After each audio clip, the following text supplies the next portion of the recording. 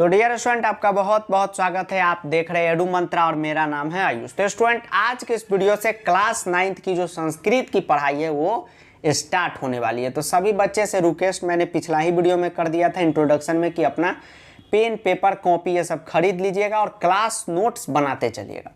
तो ठीक है स्टूडेंट, संस्कृत चलिए स्टार्ट करते हैं, उसके बारे में थोड़ा सा आपको बता देते हैं। तो जैसा कि स्टूडेंट जानते हैं कि आपका सिलेबस 2 भागों में बटा हुआ है। सभी बच्चे स्क्रीन पे फोकस करेंगे, हमको नहीं देखेंगे अभी। तो पहला है सेमुसी, जो हमारा टेक्स्ट बुक है, जो पढ़ना बहुत ज़्यादा इंपॉर्टेंट है। ये पढ़िएगा, एग्जाम में क्वेश्चन आएगा, आराम से कीजिएगा। और इसके साथ एक और टॉपिक पढ़ना रहता है, वो है व्याकरण यानी कि ग्रामर। संस्कृत है तो संस्कृत ग्रामर, इंग्लिश ग्रामर मत समझिएगा, संस्कृत ग्रामर। अब स्टूडेंट पढ़ने का क्या तरीका है, तो दोनों को हमें साथ साथ पढ़ना चाहिए। एक टॉपिक व्याकरण का फिनिश होगा तो एक सेमुसी का चैप्टर पढ़ाया जाएगा, फिर एक सेमुसी का चैप्टर पढ़ा दिया जाएगा तो फिर व्याकरण। इसी तरह करते करते हम लोग अपना पूरा संस्कृत फिनिश कर देंगे। अब यही स्टूडेंट संस्कृत पढ़ने का बेस्ट तरीका होता है कि हम लोग को दोनों चीज़ों को साथ साथ पढ़ना चाहिए। और जितना ज़्यादा अभी आप व्याकरण पे फोकस करेंगे, सेमुसी के चैप्टरों को पे फोकस करेंगे, पढ़ने में मन लगेगा, उतना ही आपका क्लास 10 बेहतर होता चलेगा। तो इसलिए थोड़ा थोड़ा ही पढ़िए, लेकिन पढ़िए जरूर। तो आज की क्लास स्टूडेंट बेसिक क्लास है, जिसको जानना बहुत ही ज़्यादा जरूरी है। संस्कृत व्याकरण से आज की क्लास स्टार्ट होती है। और यहाँ पे हमने पहला यहाँ पे ये फोटो भी लगा दिया, संस्कृत व्याकरण इंट्रोडक्शन। आज हम आपको पूरा संस्कृत व्याकरण का जितना भी बेसिक चीज़ है सभी कुछ आपको बताने वाले हैं। तो चलिए स्टूडेंट स्टार्ट करते हैं। तो सबसे पहला यहाँ पे स्क्रीन पे आ गया कि शब्द। अब शब्द किसे कहते हैं, तो शब्द, ये बात हम बोले नहीं कि आधा बच्चे कहेंगे सर आप पागल हो गए कि शब्द हमको नहीं पता है। आधा से ज़्यादा बच्चों को नहीं पता है कि शब्द किसे कहते हो। तो जान लीजिए, शब्द इंग्लिश में उसको वर्ड कहेंगे। तो उसका डेफिनेशन क्या होगा, परिभाषा क्या होगा, तो ध्वनियों के सार्थक समूह को शब्द कहते हैं। ध्वनियों, अब वो ध्वनि वाला ध्वनि मत समझ जाइएगा, क्रिकेट वाला ध्वनि जी।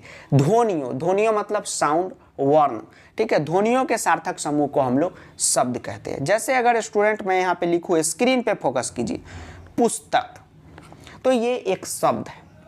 क्या पुस्तक एक शब्द है, तो बिल्कुल शब्द है, क्योंकि ये ध्वनि से है। पुस्तक, ध्वनि, आवाज निकल रहा है, साउंड निकल रहा है। और ये क्या सार्थक शब्द है, ये नहीं कि कुछ भी हम शब्द बना दे, कुछ भी अलबता शब्द जिसका कोई अर्थ ना हो, सार्थक अर्थ रहना चाहिए। तो पुस्तक का क्या अर्थ है, बुक है, किताब है, ये हुआ, तो ये एक शब्द है। ठीक है स्टूडेंट, इसका अर्थ है। अब शब्द स्टूडेंट, ये तो शब्द है। अब एक नया वर्ड और जान लीजिए, जो बचपन से आप सीखते आए हैं कि वर्ण किसे कहते हैं। तो वर्ण मतलब लेटर और शब्द मतलब क्या, वर्ड। अब यही में प जो है ये एक वर्ण है, स जो है ये एक वर्ण है, त जो है ये एक वर्ण है, क जो है ये एक वर्ण है। तो वर्णों के सार्थक मेल को भी शब्द कहते हैं, ऐसा भी आप लिख सकते हैं। उसके बाद स्टूडेंट, शब्द के 4 प्रकार होते हैं। 4 प्रकार कौन कौन होते हैं, तो सबसे पहला नाम, आगे सब बताऊंगा स्टूडेंट। उसके बाद क्रिया, ये कॉमा लेते चलेंगे, फिर उपसर्ग, और उसके बाद अव्यय। ये शब्द के 4 प्रकार है। शब्द का 4 प्रकार यानी कि 4 टाइप कौन कौन है, नाम है, क्रिया है, उपसर्ग है और अव्यय है। क्या है, ये तीनों शब्द के 4 प्रकार है। अब स्टूडेंट, नाम के 3 प्रकार होते हैं। कौन कौन, तो संज्ञा, अभी पढ़ा रहा हूं आपको, सभी कुछ इंतजार करते रहे, सर्वनाम और विशेषण। देखिए बच्चे, आपको अगर संस्कृत पे दिक्कत हो रहा है, बिल्कुल भी टेंशन मत लीजिए। जैसे जैसे मैं पढ़ाऊंगा आपका संस्कृत बहुत ज़्यादा इजी हो जाएगा। और जितना स्टूडेंट आपका व्याकरण जो है, संस्कृत ग्रामर, वो मजबूत होता चलेगा, आपका सारा पढ़ाई इजी हो जाएगा संस्कृत का, विश्वास कीजिएगा आप। चलिए स्टूडेंट, नेक्स्ट जानते हैं। जिसको नोट करना है वो बच्चा इसको नोट कर ले। और देखिए, नोट्स बनाना बहुत ज़्यादा ज़रूरी है। क्यों ज़रूरी है, नोट्स बनाइए, ठीक है, नोट्स बनाइए और इतना अच्छा मार्क्स लाइए कि अच्छे जगह जाइए और उससे नोट कमाइए। तो नोट से ऐसा नोट्स बनाओ जिससे नोट कमाओ।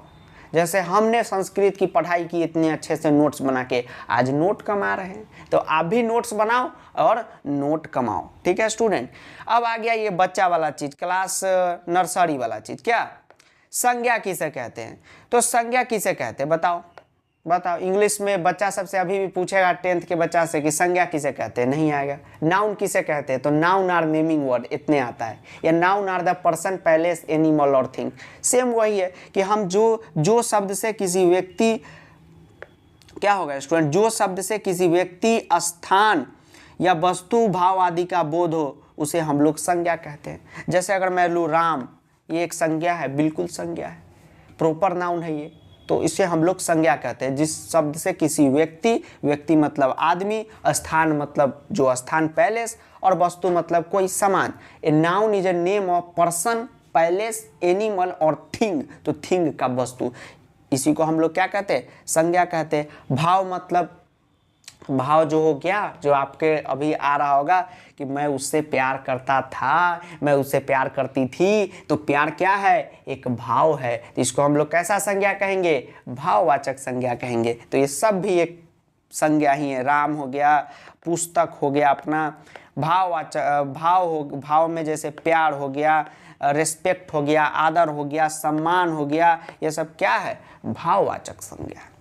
तो इसको सब दिमाग में रखेंगे, जानना बहुत ज़्यादा जरूरी है स्टूडेंट। क्यों ये सब मैं पढ़ा रहा हूँ, इसके पीछे का कारण जानिए। आधे बच्चे क्या करते हैं, उनको संज्ञा पढ़ाई हो रहा है, उनको पता ही नहीं रहता कि संज्ञा कहते किसको। ऐसे लगता है कि वो दारू उरू पी के नहीं आ जाता है बेबरा समा के अपना घरे पहुँच जाएंगे किसी तरह डुलटे उलटे, उसी तरह ऐसा लगता है कि एकदम उसी दरपीवा पियकड़ा की तरह आ गया हुआ, एकदम डोलते मगन में, कुछ पते नहीं है बेसिक। ठीक है, इसको जानना जरूरी है। इसके साथ ही एक और चीज़ मैं बताऊँ स्टूडेंट, जैसे शीर्षिकार को हम लोग कैसे लिखते हैं और दीर्घिकार को कैसे लिखते हैं, तो इसको कहते हैं ह्रस्व, जिसको आप लोग छोटी ई कहते हैं। क्या कहते हैं, छोटी, और इसको बड़ी ई कहते हैं। लेकिन इसको असली में स्टूडेंट ह्रस्व और इसको दीर्घी कहते हैं। तो हीर्षिकार मतलब ये छोटी जिसको आप कहते हैं, और दीर्घिकार मतलब बड़ी। तो ये भी बेसिक था जिसको जानना बहुत ज़्यादा जरूरी था। 9th में है, एकदम आधा से ज़्यादा बच्चा 9th में आएगा और परेशान हो जाएगा कि आगे ये आगे हम इतना बड़ा क्लास में आगे कैसे होगा। अरे सब इजी होगा, समझिए स्टूडेंट। 10th कैसे होगा, 10th से तो 9th जो है, 9th क्लास 10th से 10 गुना ज़्यादा मतलब मुश्किल है। 10th तो बहुत ईजी है, तो 9th में 10th बोर्ड का टेंशन मत लीजिए। ऐने मस्त पढ़ाई कीजिए, मस्ती में 2-3 घंटे पढ़ाई कीजिए, उसके बाद खूब खेलिए, खूब खाइए। चलिए नेक्स्ट हम लोग पढ़ते हैं। नेक्स्ट है, ये पेनवा काहे रुक जाता है, इसमें भी बैटरी प्रॉब्लम हो गया है। तो सर्वनाम किसे कहते हो, तो जिन शब्दों का प्रयोग संज्ञा के स्थान पे है उन्हें हम लोग सर्वनाम कहते हैं।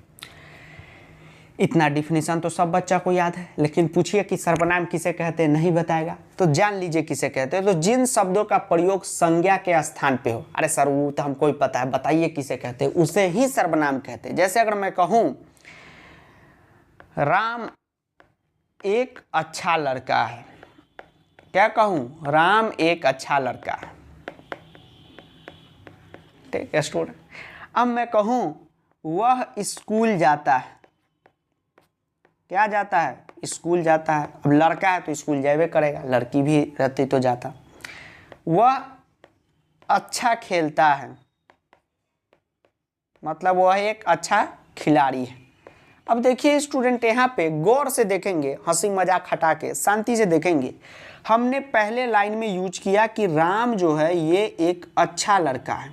कैसा लड़का है, एक अच्छा लड़का है राम। अब देखिए राम क्या है, तो एक संज्ञा है, नाउन है। ठीक है। अब देखिए स्टूडेंट, हमने दूसरे लाइन में प्रयोग किया कि वह स्कूल जाता है, वह अच्छा खेलता है, कुछ और वर्ड आप लगा सकते हैं, वह दूसरों की मदद करता है, वह दूसरों की मदद करता है। तो यहाँ पे आप देखेंगे मैं बार बार प्रयोग कर रहा हूँ वह। तो वह का प्रयोग हमने क्यों किया, वह का प्रयोग हम राम के लिए ही कर रहे हैं कि किसी और के लिए कर रहे हैं, ध्यान से समझिएगा। तो आप कहेंगे कि नहीं सर, राम एक अच्छा लड़का है, वह स्कूल जाता है, वह अच्छा खेलता है, वह दूसरों की मदद करता है, वह घूमता है, कुछ भी लिखिए, वह घूमता है। तो वह हम लोग किसके लिए प्रयोग कर रहे हैं, यूज किसके लिए कर रहे हैं, राम के लिए।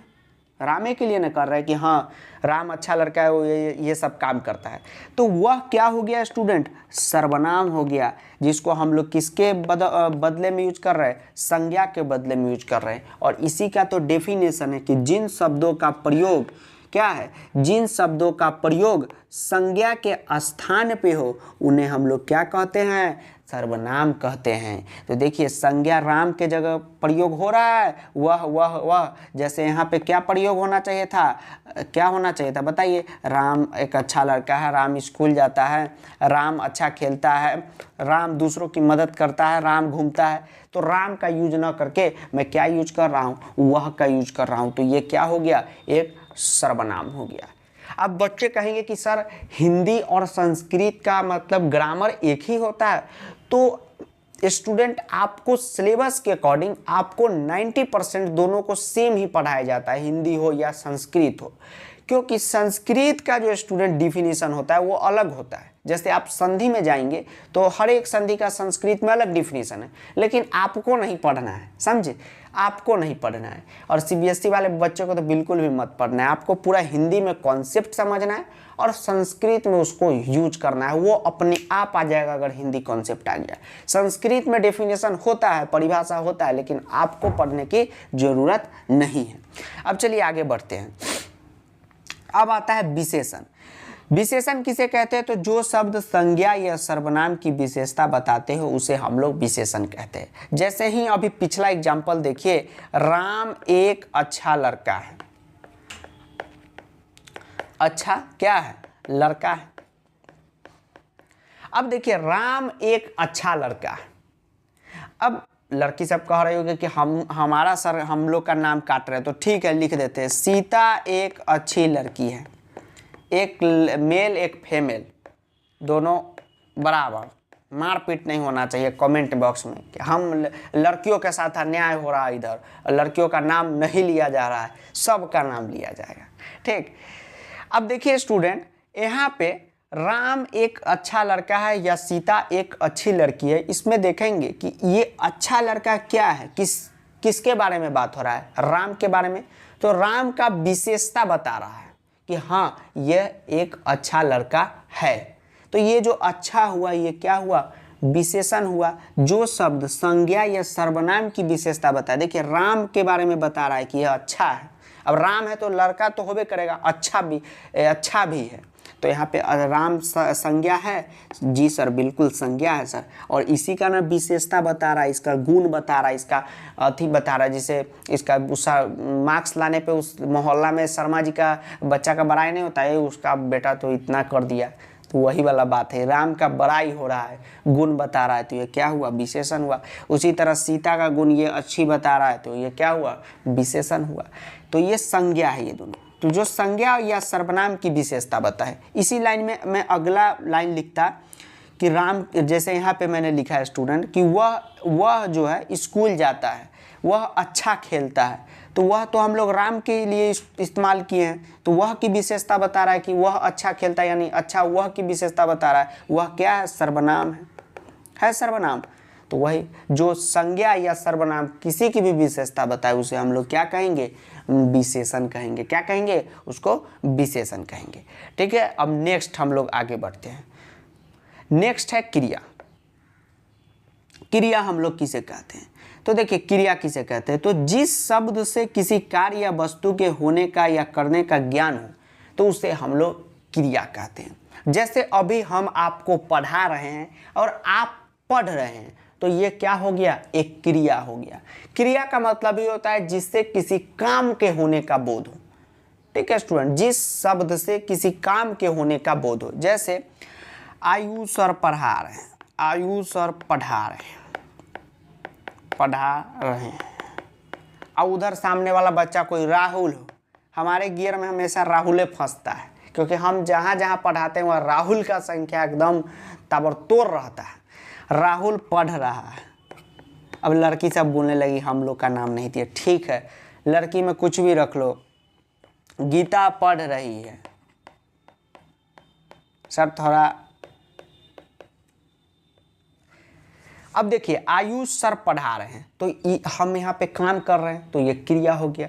देखिए पढ़ा शब्द पढ़ा रहे हैं, इससे क्या प्रयोग हुआ, पढ़ा रहे हैं तो क्या हुआ, एक क्रिया कर रहे हैं, एक काम कर रहे हैं। पर क्रिया को इंग्लिश में हम लोग क्या कहते हैं, वर्ब कहते हैं। अब गीता पढ़ रही है, ये भी काम हो रहा है। राहुल पढ़ रहा है, ये भी काम हो रहा है। तो ये सब क्या है, क्रिया हुआ। अब देखिए क्रिया में भी एक नया चीज सीख लीजिए स्टूडेंट, कि क्रिया में तो काम का बोध हुआ, जिस शब्द से काम का बोध हो, मैं खेल रहा हूं वो काम हुआ। इसमें कर्ता क्या हुआ, तो जो काम को करे, मैं काम कर रहा हूं, मैं पढ़ा रहा हूं, मैं करता हुआ, आपको पढ़ा रहा हूं, आप पे कर्म हुआ। फिर आप पढ़ रहे हैं, उधर आप अपना करता है, अपना काम कर रहे हैं। तो ये सब क्रिया का रूप होता है स्टूडेंट, ठीक है। अब चलिए आगे बढ़ते हैं। अब आता है धातु। धातु जानना बहुत ज़्यादा जरूरी है, लेकिन बच्चे घबरा जाते हैं धातु को लेकर। तो धातु से क्या आगे आपका 10th बोर्ड इफेक्ट पड़ेगा, क्योंकि जब मैं ऑफलाइन पढ़ाता हूँ हर एक बच्चा का ये कॉन्सेप्ट रहता है कि सर हम शब्द रूप धातु रूप नहीं याद करेंगे तो आगे हमको दिक्कत होगा। तो देखिए शांति से मेरी बात सुनिएगा, धातु का जो खेल बेल है ये सब आपको प्रत्यय में आता है, और 10th में प्रत्यय पढ़िएगा तो धातु वाला प्रत्यय को सिलेबस से हटा दिया गया, लेकिन कब जुड़ जाए इसका कोई ठिकाना नहीं, इसलिए पढ़िएगा स्टूडेंट।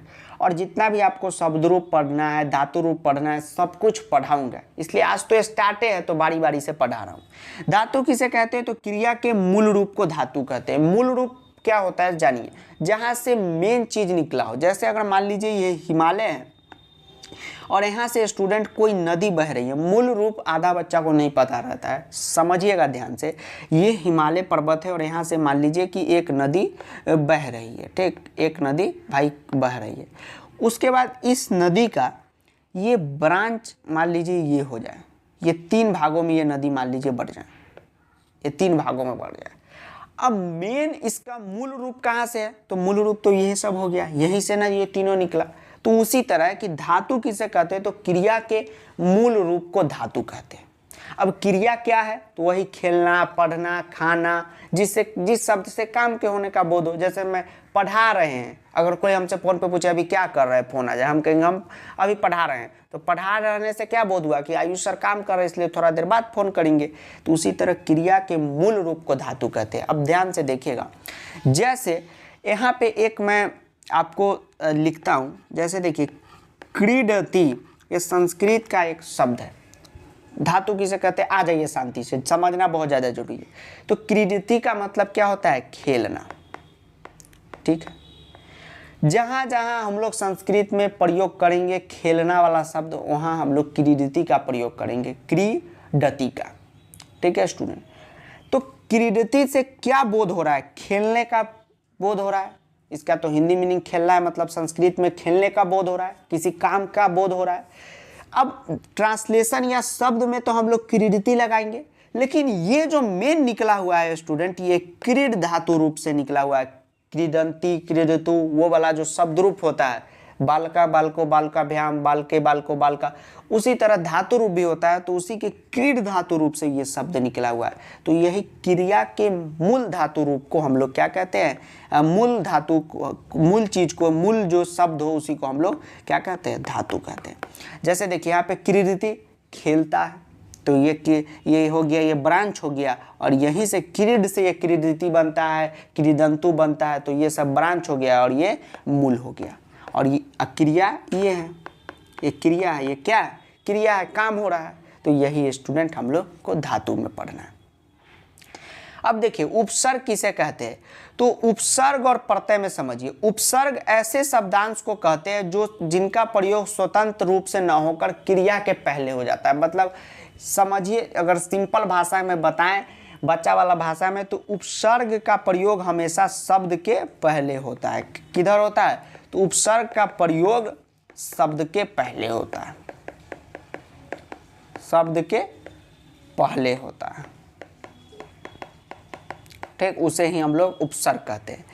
आगे पढ़ाएंगे प्रत्यय। प्रत्यय का क्या होता है, ये दोनों जुड़वा भाई है, ये दोनों जुड़वा भाई है। उपसर्ग शब्द के पहले प्रयोग होगा, अब प्रत्यय का प्रयोग कहाँ होगा, प्रत्यय का प्रयोग शब्द के बाद होगा। प्रत्यय पढ़ना बहुत ज़्यादा जरूरी है। प्रत्यय जो है ना, वो संधि की गर्लफ्रेंड है। अब प्रत्यय नहीं समझ में आया तो संधि नहीं समझ में आएगा। क्लास 9 का संधि में दिक्कत है तो फिर क्लास 10 में बहुत ज़्यादा दिक्कत हो जाएगा। और क्लास 8-7 के संधि कुछ नहीं होता है, 9th से मेन समझिए शुरू होता है, और हम पढ़ाएंगे तो पूरा आपको 0 लेवल से ही पढ़ाएंगे, इसलिए घबराइएगा नहीं। प्रत्यय का प्रयोग शब्द के बाद होता है। अब जैसे देखिए स्टूडेंट, एक शब्द है यहाँ भवती, ये अब थोड़ा सा मैं रफ कर दूंगा, ठीक है, आप लोग देख लीजिएगा। अब देखिए स्टूडेंट, ये है भवती, एक शब्द है भवती।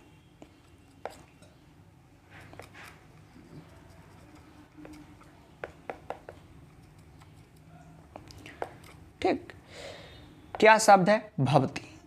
अब एक उपसर्ग है अनु, क्या उपसर्ग है अनु, तो अनु इसके आगे लगा दिया, यानी इसके आगे अनु जोड़ दिए, तो ये क्या बन गया अनुभवती। अब अनुभवती का मतलब क्या हो गया, क्या हो गया बताइए। अनुभवती का मतलब होता है जो अनुभव कर लिया हो किसी काम का, जैसे हम संस्कृत पढ़ा के अनुभव कर लिए कि कैसा कैसा बच्चा होता है, पढ़ने वाला न पढ़ने वाला, तो उसी तरह। तो देखिए स्टूडेंट, यहाँ पे भवती में कैसे हमने क्या लगा दिया, अनु लगा दिया, और इसका अर्थ हो गया अनुभवती। इसका टोटल अर्थ ही चेंज हो गया, मतलब अनुभव करने वाला, मतलब जिसको अनुभव हो किसी चीज़ के, उसको हम लोग क्या कहते हैं, अनुभवती कहते हैं। तो यही है, उपसर्ग और प्रत्यय दोनों एक ऐसे शब्द होते हैं जो किसी शब्द में लग जाते हैं और उसका अर्थ ही बदल देते हैं। तो जो शब्द के आगे लग जाए उसको हम लोग उपसर्ग कहते हैं, और जो शब्द के पीछे लगे उसे हम लोग क्या कहते हैं, प्रत्यय कहते हैं। तो अभी इतना समझिए, अभी ठीक प्रत्यय पढ़ाएंगे और ज़्यादा कॉन्सेप्ट क्लियर हो जाएगा। अब देखिए प्रत्यय किसे कहते हैं, तो शब्दों के पीछे लगने वाला शब्द, किसी भी शब्द के पीछे लग जाएगा उसी शब्द को हम लोग प्रत्यय कहेंगे। जैसे देखिए स्टूडेंट, अभी हमने सीखा कि उपसर्ग पहले और प्रत्यय बाद में।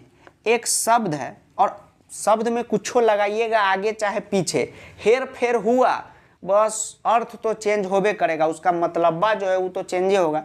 जैसे एक शब्द है बुद्धि, ठीक है, बुद्धि एक शब्द है। अब बुद्धि का मतलब क्या हो गया, ज्ञान, नॉलेज, कना लौट गए, ज्ञान नॉलेज, यही सब ना हुआ बुद्धि का मतलब। बुद्धि में हम लोग मात्र और मात्र एक प्रत्यय का यूज करेंगे जिसका नाम है मतु। आगे बताएंगे, अभी प्रत्यय पढ़ाएंगे तो प्रत्यय में क्या पढ़ाएंगे, यही पढ़ाएंगे, पूरा डिटेल में पढ़ाएंगे। अभी मतलब समझिएगा, बुद्धि का मतलब होता है ज्ञान, हिंदी में नॉलेज, उसमें हम एक प्रत्यय जोड़ देंगे मतुप, इसका अर्थ हो जाएगा पुल्लिंग रूप में बुद्धिमान। अरे पुरुष रहेगा तो उसको बुद्धिमान न कहेंगे, और स्त्रीलिंग को क्या कहेंगे, बुद्धिमती। कॉन्सेप्ट समझिए कैसे हो रहा है, ये सब आगे पढ़ना है, अभी नहीं पढ़ना है, कॉन्सेप्ट सिर्फ अभी समझना है। स्त्रीलिंग रूप है, ये सब मेन चीज 10th का है, लेकिन कॉन्सेप्ट इसको 9th में ही समझाया जाता है, इसलिए कॉन्सेप्ट समझने से मतलब रखिए। बुद्धि का मतलब हुआ क्या, ज्ञान हुआ, बुद्धि का मतलब नॉलेज हुआ, इसमें हमने जोड़ डाला क्या, मतु प्रत्यय को भैया जोड़ डाला। अब देखिए अर्थ क्या बन गया, अर्थ बन गया बुद्धिमान, बुद्धिमती। अब बुद्धिमान का मतलब क्या हो जाएगा, बुद्धि वाला। अब बुद्धिमती का क्या हो जाएगा, बुद्धि वाली, बाला बाला बाला बाला बाला, ये वाला गाना बजा दीजिए आप लोग, अच्छा से ना लिखा लो भाई, बाला। अब बुद्धि वाली, देखिए बुद्धि मतलब ज्ञान, उसमें हम एक जोड़ दिए प्रत्यय मतुप, तुरंत देखिए अर्थे बदल गया। अब बुद्धिमान बुद्धिमती का क्या हुआ, बुद्धि वाला बुद्धि वाली, तो इसी को कहते हैं प्रत्यय। बहुत तरह का प्रत्यय होता है, कुछ आपको 9th में पढ़ना है, कुछ आपको 10th में पढ़ना है। अब सरकार जानती है कि 10th में बोर्ड देना है, तो 10th क्लास में हल्का हल्का प्रत्यय पढ़ना है 9th के मुकाबले। देखिए 9th जो होता है थोड़ा सा मुश्किल होता है, 10th उसके सामने पानी भर देगा, कुछ भी नहीं है। 10th तो सलाम ठोकता है 9th को कि बाप आप सर ग्रेट हैं, हमारे सामने क्या है आप, इसलिए। लेकिन थोड़ा सा अगर 9th पे फोकस नहीं रहा तो फिर 10th में दिक्कत हो जाएगा, तो इसीलिए फोकस करते रहिएगा। इसी को कहते हैं स्टूडेंट हम लोग पढ़ते हैं। अब आइए लास्ट आते हैं अव्यय पे। अब अव्यय किसे कहते हैं, अरे बाप रे किसे कहते हैं, तो अव्यय ऐसे शब्द को कहते हैं जिसका न कभी लिंग चेंज होगा, न वचन चेंज होगा, न विभक्ति चेंज होगा, कुछ नहीं चेंज होगा। एक नंबर का यथी है वो पहलवान है। पहलवान जो रहता है वो सब दारा सिंह सब एकदम मोटा मोटा, उसको पे 2 थप्पड़ आप जड़िए दीजिएगा तो उससे उसको क्या फर्क पड़ेगा, नहीं पड़ेगा। हमको देखते कितना पतला दुबला है, 2 थप्पड़ मार दीजिएगा मरियो जाएंगे, कौन ठेकाना। तो अव्यय वो है पहलवान है, इसका कोई भी अर्थ उर्थ चेंज हो, मतलब लिंग विभक्ति पुरुष जेंडर इस सब को कुछ भी मतलब नहीं, ये हमेशा वहीं पे रहेगा। जैसे एक संस्कृत में मैं लिख के रखा हूँ ताकि आपको समझाऊं, अहम, अहम का मतलब होता है मैं। देखिए इसी तरह सब संस्कृत आपको हम सिखा देंगे। सदैव का मतलब क्या होता है? हमेशा। सत्यम का मतलब क्या होता है? सत्य। वदामी का मतलब क्या होता है? बोलता हूँ। जो आप लोग कभी सत्य नहीं बोलते होंगे, गलत एग्जाम्पल लिखा गया, यहाँ पे हमको लिखना चाहिए अहम सदैव, नहीं झूठ बोलता हूँ, नहीं सत्य बोलता हूँ, तो अहम सदैव सत्यम वदामी वादामी, तो हम लोग हमेशा सत्य बोलते हैं। अब देखिए स्टूडेंट, यहाँ पे आप देखेंगे कि एक वर्ड है सदैव, यही अव्यय है। सदैव मतलब हमेशा, ठीक है। अब क्या क्यों ये अव्यय है इसके बारे में मैं बताता हूँ। ये अहम जो है ये चेंज होके कुछ भी हो सकता है, ये सह भी हो सकता है। सह मतलब वह संस्कृत में, ये चेंज होके और कुछ भी हो सकता है। ये जो सत्यम है ये चेंज होके और अगर अर्थ अलग बदले तो ये सत्यामी हो जाए, ये वादामी वादंतु हो जाए, कुछ भी हो जाए। लेकिन आप देखेंगे शब्द कोई भी हो सच बोलने में, ये सदैव का यूज हमेशा आपको करना पड़ेगा। देख रहे हैं सदैव इसलिए अव्यय को कि इसका कोई भी लिंग वचन विभक्ति ये सब चेंज नहीं हुआ। अब थोड़ा सा मैं जान रहा हूँ कि 50% आपको आया है, 50% अब आ जाएगा, दिमाग खुलेगा। अब देखिए एक हम लिखते हैं, एक शब्द लिखते हैं। देखिए अगर मैं लिखूं राहुल हमेशा, थोड़ा इधर से लिखता हूं, राहुल एकदम टारगेट में रहता है, अच्छा बुरा सब एग्जाम्पल राहुल पे। राहुल नाम के बच्चे बहुत गुस्सा होते हैं हमसे, अब क्या करें, अब राहुल का आदत लग गया हुआ है तो वह बताएंगे ना। राहुल लेकिन अच्छो बात लिखते हैं राहुल के बारे में। राहुल हमेशा पढ़ता है। देखिए अव्यय क्या होता है समझिएगा। राहुल हमेशा